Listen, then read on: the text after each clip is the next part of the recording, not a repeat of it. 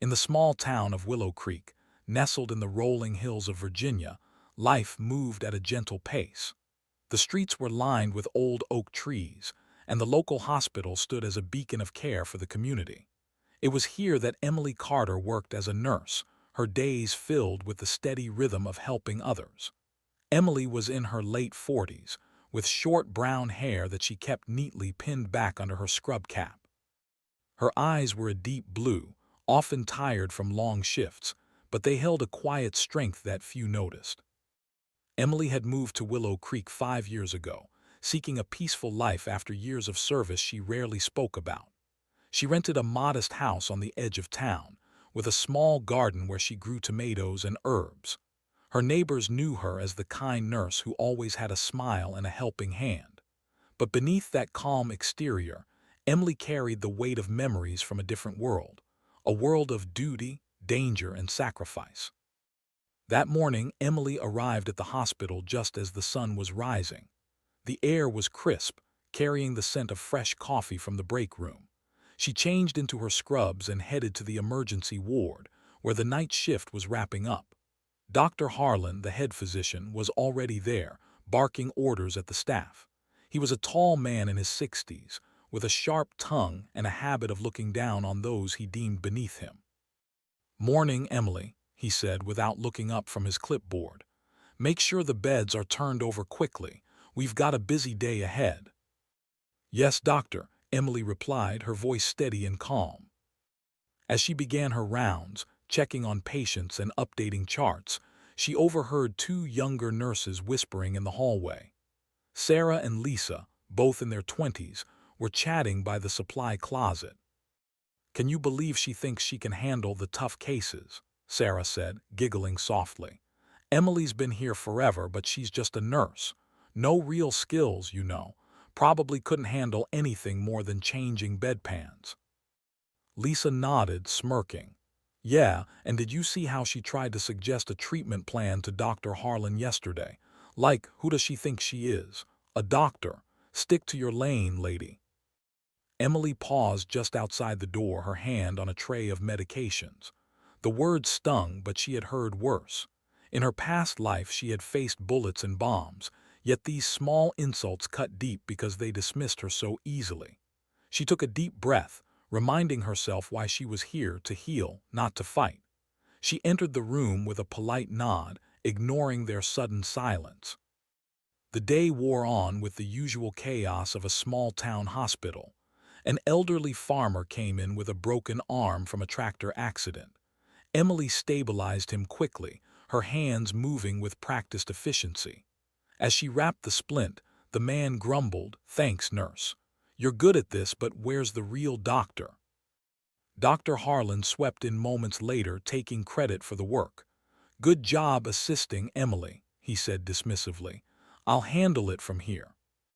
Emily bit her tongue, focusing on the patient's comfort. Inside, a flicker of frustration burned. She had led teams in war zones, making life-or-death decisions under fire. But here, in Willow Creek, she was just the nurse, underestimated, mocked, and overlooked. By midday, Emily took her lunch break in the cafeteria. She sat alone, eating a simple salad, her mind drifting to the past.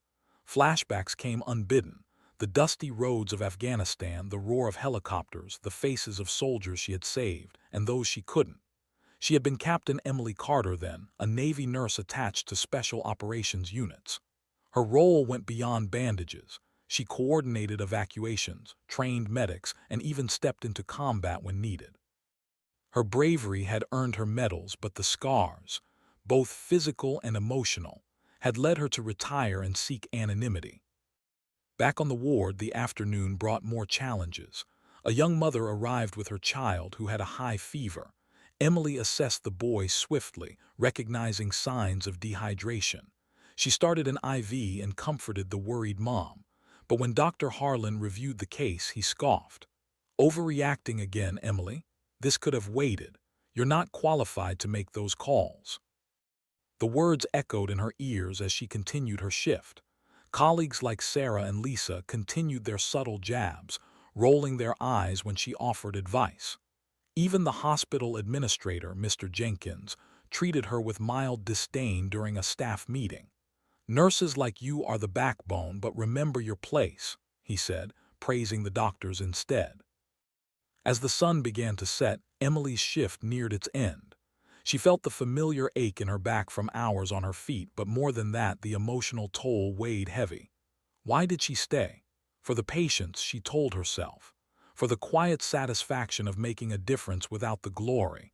But deep down, she longed for respect, not pity or dismissal. Clocking out, Emily gathered her things and stepped into the parking lot. The cool evening air brushed her face. Little did she know, her quiet life was about to change. In the distance, she heard the low hum of vehicles approaching, but she paid it no mind. She headed home, ready for a simple dinner and rest. That night, as she sat on her porch sipping tea, her phone rang. It was an unknown number. She answered cautiously. "Hello." "Ma'am, this is Commander Reyes from Naval Special Warfare. We need to speak with you urgently." Emily's heart skipped a beat. The past was calling, and it wouldn't be ignored. Emily stared at her phone, the voice on the other end pulling her back to a time she had tried to bury. Commander Reyes spoke with the crisp authority she remembered from her military days. "Ma'am, we have a situation that requires your expertise. Can we meet tomorrow?" She hesitated, glancing around her quiet living room. The walls held no photos of her service, no medals, no uniforms. She had packed them away in the attic along with the memories. "Commander, I'm retired. Whatever it is, find someone else." "It's not that simple, Captain Carter. This involves old team members. Lives are at stake." The word captain stirred something deep within her. She agreed to meet at a neutral spot, a coffee shop in town the next morning. Hanging up, Emily felt a mix of dread and resolve. Sleep didn't come easy that night. Dreams of explosions and wounded comrades haunted her. The next day dawned gray and rainy. Emily arrived at the coffee shop early, ordering a black coffee to steady her nerves. Commander Reyes entered soon after, a sturdy man in civilian clothes, but his posture screamed military. He sat across from her, his eyes respectful.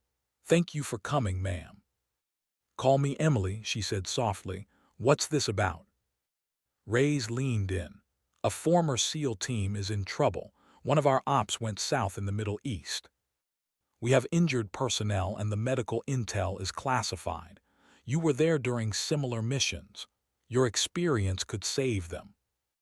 Emily's mind raced back. She had served as a forward surgical nurse with SEAL teams, patching up warriors in the field. Her quick thinking had earned her the nickname Iron Angel among the troops, but the last mission, it had cost her dearly. An ambush left her with a shattered knee and a heart full of guilt over lost friends. "I can't go back," she whispered. "I'm just a nurse now." Reyes shook his head. "You're more than that, always have been." Leaving the meeting, Emily felt unsettled. Back at the hospital, her shift felt heavier. The mockery continued. Sarah bumped into her in the hall, spilling supplies. "Oops, sorry, Emily. You okay? You look like you've seen a ghost." Emily forced a smile. "I'm fine." But inside, emotions churned. During a quiet moment, she helped a veteran patient, Mr. Thompson, who had served in Vietnam. As she adjusted his IV, he looked at her scars, faint lines on her arms from shrapnel. "You served, didn't you?" he asked. She nodded reluctantly. "Navy, long ago." "Thought so. You've got that look. Don't let these folks get you down." His words touched her, but the day's injustices piled on. Dr. Harlan criticized her charting in front of the staff. "Sloppy work, Emily. Nurses need to step up." Lisa snickered nearby. Emily's hands trembled slightly as she walked away. In the break room, she sat alone, tears threatening. She thought of her sacrifices, the years away from family, the friends buried overseas, the pain she endured silently.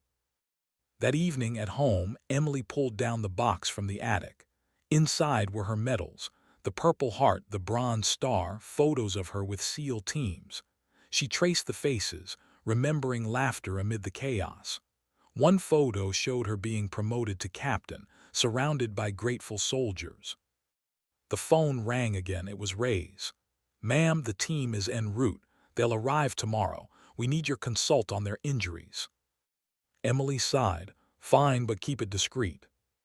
The next day her shift dragged. A car accident brought in multiple victims. Emily took charge in the ER, directing aides and stabilizing patients. Her military training shone through, calm under pressure. But when Dr. Harlan arrived, he pushed her aside.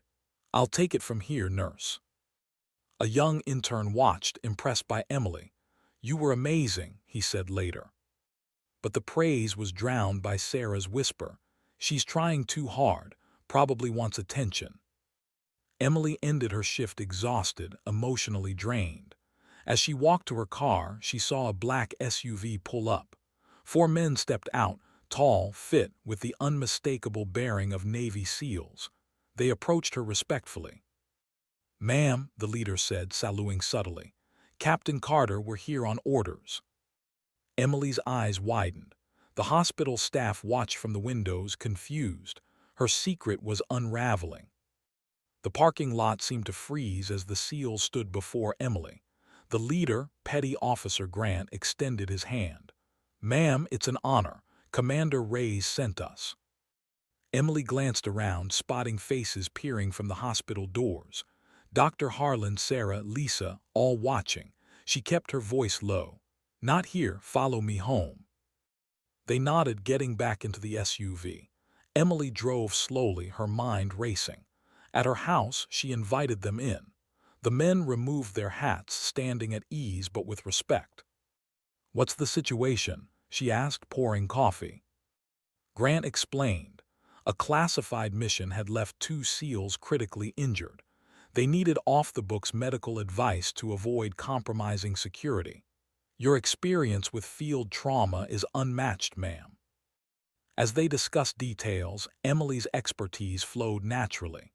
She reviewed photos of wounds, suggesting treatments. For hours they worked, her living room turning into a makeshift command center. Meanwhile at the hospital, rumors spread like wildfire. Sarah texted friends, "Saw some military guys call Emily ma'am." Weird, right?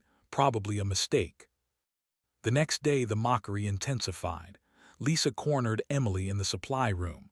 "So, what's with the soldiers, family, or are you playing dress-up?" Emily ignored her, but the words hurt. During rounds, Dr. Harlan pulled her aside. "I heard about the visitors.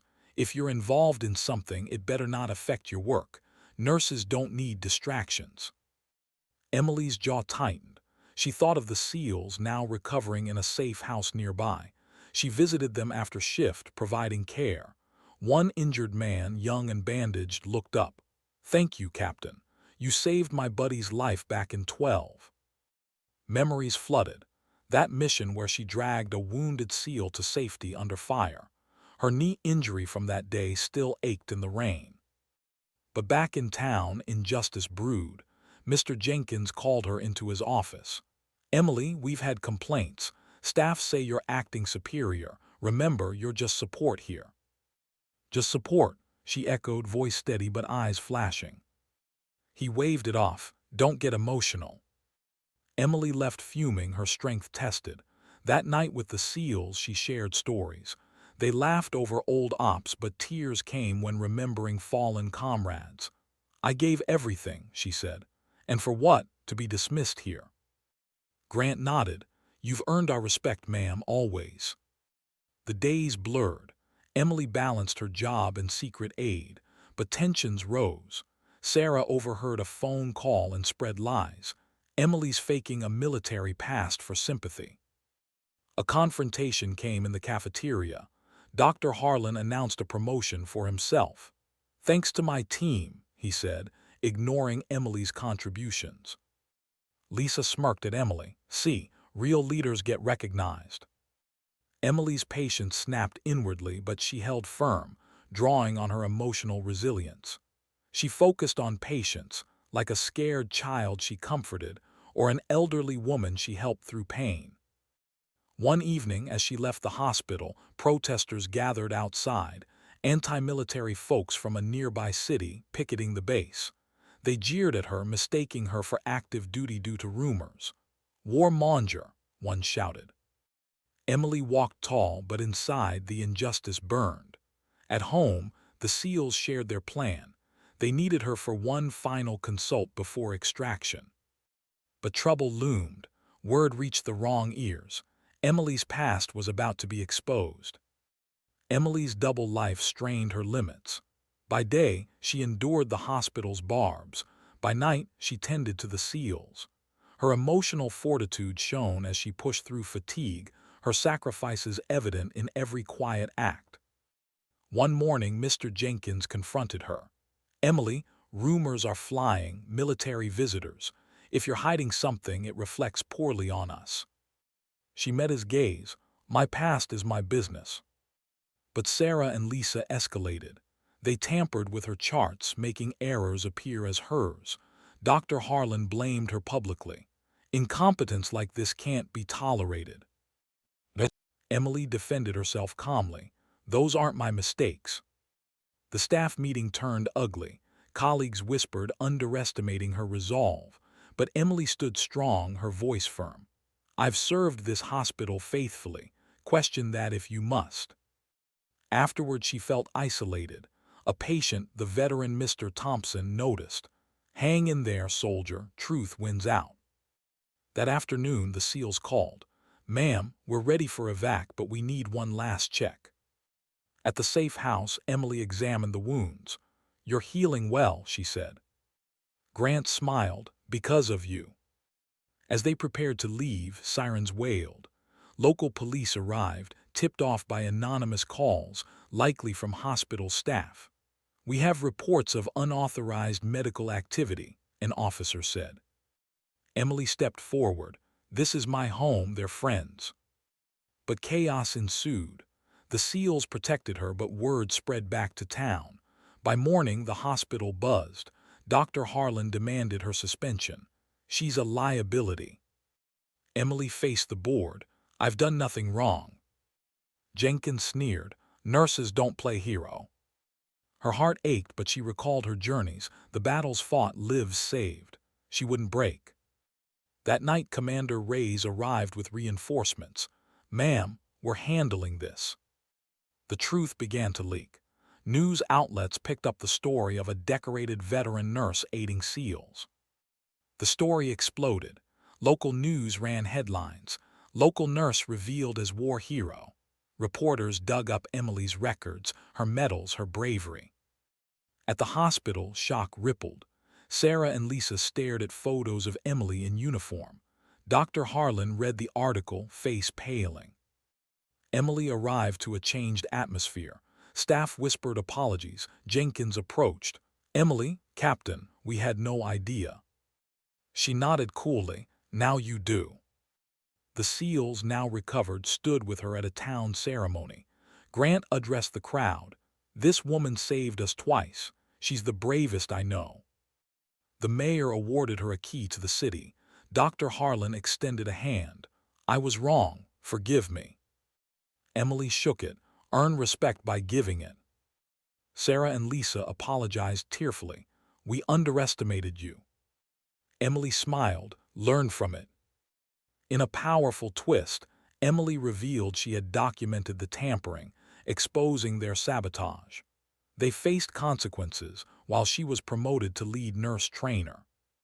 Back home, Emily hung her medals proudly.